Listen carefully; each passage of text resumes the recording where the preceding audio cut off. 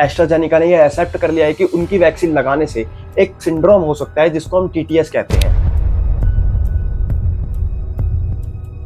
जैसा कि 82% लोगों को कोविशील्ड वैक्सीन लगाई गई है, जो कि आज के टाइम पर इन लोगों के लिए एक सीरियस थ्रेट बन चुकी है। Covishield, the COVID-19 vaccine is back in the news again, this time not for the right reason. कुछ लोगों ने ये फेक दावा करने वाली पतंजलि की कोरोनिल वैक्सीन भी ली और उनको लेकर कोर्ट में मुद्दे दर्ज करना चालू कर दिए। Swedish pharma company AstraZeneca has admitted in court documents that its COVID-19 vaccine developed along with the University of Oxford can cause a rare side effect. लेकिन कुछ दोष के भाग्य तो सरकारें भी हैं। जब इन वैक्सीनों को लगाया जा रहा तो देश में ऐसी हवा बनाई गई थी कि मोदी सरकार द्वारा इस वैक्सीनों को लगाया जा रहा है और हमारा देश कितना आगे है। सर्टिफिकेट पर साथ ही में मोदी जी की एक बड़ी सी तस्वीर भी आई जाती थी, लेकिन जैसे ये वैक्सीन दोषपूर्ण पाई गई तो सबसे पहले उस तस्वीर को हटाया गया।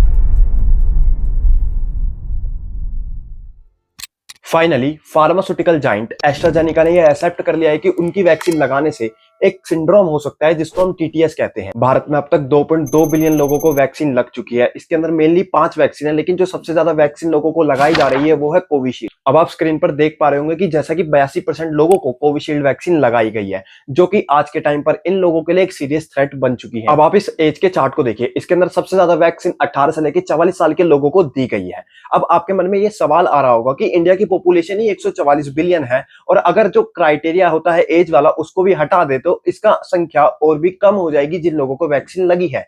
तो ये 2.2 बिलियन डोसेज वैक्सीन कैसे और किन लोगों को लग गई? अब जो ये 2.2 बिलियन डोसेज है इसके अंदर फर्स्ट, सेकंड और थर्ड तीनों डोसेज शामिल है। अब ऐसा तो है नहीं कि भारत की 100 की 100% जनता ने वैक्सीन ली होगी। कुछ लोगों ने ये फेक दावा करने वाली पतंजलि की कोरोनिल वैक्सीन भी ली होगी। इसके बारे में हम बाद में बात करेंगे। अब सबसे पहले हम एक कॉमन सी चीज जानते हैं कि कोई भी हम वैक्सीन या फिर एंटीबायोटिक लेते हैं उसके थोड़े बहुत साइड इफेक्ट्स तो होते हैं। जैसे एग्जांपल के लिए जब बच्चों का वैक्सीनेशन होता है तो 1 से 2 दिन तक उनके अंदर फटीग या फिर फीवर जैसे सिम्टम्स देखने के लिए मिलते हैं, लेकिन कुछ केसेस के अंदर ये सेवियर हो सकता है जैसा कि अब हो रहा है। अब पुराने समय में वापसी चलते हैं। साल 2019 पूरी दुनिया में कोरोना महामारी नाम की एक भयानक बीमारी आई थी जिसने पूरी दुनिया को झंझोड़ कर रख दिया था, जिसके चलते वैक्सीन बनाने की रेस कुछ कंपनियों के बीच में शुरू हो गई थी, जिसके अंदर से एक थी एस्ट्राजेनेका, जिसने ऑक्सफोर्ड विश्वविद्यालय के साथ मिलकर एक वैक्सीन को इजाद किया जिसका नाम था AZD1222, जिसको भारत और डेवलपिंग कंट्रीज में कोविशील्ड के नाम से जाना जाता है। अब आपके मन में एक सवाल आ रहा होगा कि ये वैक्सीन तो इंडिया में बनी थी, तो इसके अंदर ऑक्सफोर्ड और ये ब्रिटेन की कंपनी कहां से बीच में आ गई? देखिए,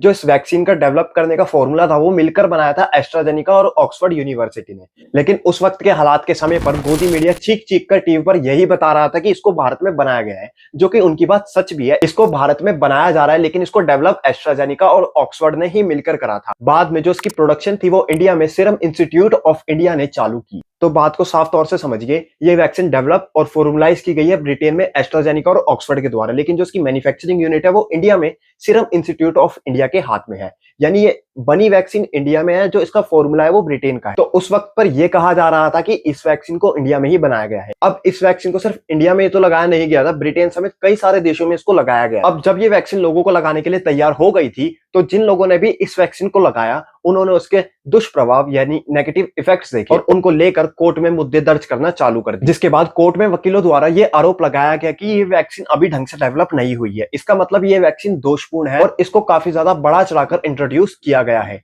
पहले तो कंपनी ने इन दावों को मानने से इनकार कर दिया, जिसके बाद लगातार इस वैक्सीन पर 51 से भी ज्यादा मामले कोर्ट के अंदर दर्ज हो चुके थे और जो पीड़ित थे उन्होंने ये आरोप भी लगाया कि जब हमने इन वैक्सीन को लगवाया तो हमें इसका दुष्प्रभाव यानी नेगेटिव इफेक्ट्स देखने को मिले और साथ ही में पीड़ितों द्वारा एस्ट्राजेनेका पर 10 मिलियन पाउंड का जुर्माना लगाने की बात भी कोर्ट के अंदर रखी गई। पहले तो कंपनी ने इन दावों का विरोध किया और मानने से मना कर दिया, लेकिन अब 2024 में फरवरी में कंपनी ने इन दावों में से कुछ दावे स्वीकार कर लिए हैं, जिसके बाद एस्ट्राजेनेका ने एक डॉक्यूमेंट कोर्ट के अंदर पेश किया और उसके अंदर यह लिखा था कि इस वैक्सीन के कुछ साइड इफेक्ट्स हो सकते हैं, जैसा कि खून का थक्का बनना या फिर TTS। इसके बाद कंपनी ने अपनी सफाई में यह भी कहा कि ये जो साइड इफेक्ट्स है वो काफी ज्यादा रेयर है, इनके होने के चांसेस बहुत ज्यादा कम है, लेकिन जो सबसे ज्यादा होने के चांसेस है वो है ब्लड क्लोटिंग।